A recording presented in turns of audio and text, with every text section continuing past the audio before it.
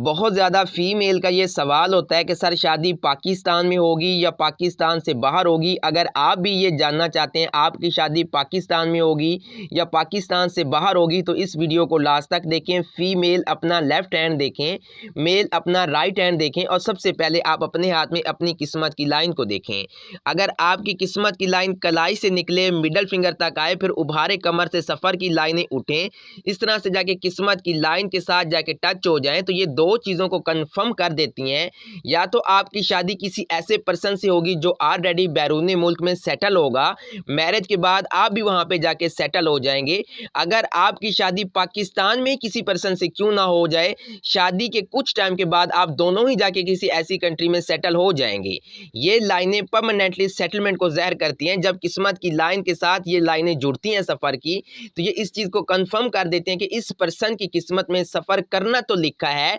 अब ये पर्सन सफ़र ना भी करे तो तब भी इस बंदे की किस्मत इसको सफ़र पर ले जाएगी। अब आपका हज भी हो सकता है, उम्रा भी हो सकता है, आपका विजिट भी हो सकता है। ये लाइनें परमानेंटली सेटलमेंट को भी ज़ाहिर करती हैं और इस तरह के लोग काम की नीयत से भी जाके सालों तक किसी कंट्री में सेटल रहते हैं और वहाँ पे ही ये लोग शादी कर लेते हैं। अब अगर आपके हाथ में किस्मत की लाइन के साथ ये लाइनें नहीं जुड़ी हुई, फिर आपने देखना है अपनी ज़िंदगी की लाइन को। अगर आपकी लाइफ लाइन एंड में जाके इस तरह से टू ब्रांचेस में डिवाइड हो जाए और आपकी किस्मत की लाइन भी इस तरह से टू ब्रांचेस में डिवाइड हो जाए, तो तब भी ये लाइनें परमानेंटली सेटलमेंट को ज़ाहिर करती हैं और इस तरह के लोग काम की नीयत से भी जाके सालों तक किसी कंट्री में सेटल रहते हैं और वहीं पे ये लोग किसी पर्सन से शादी करके सेटल हो जाते हैं।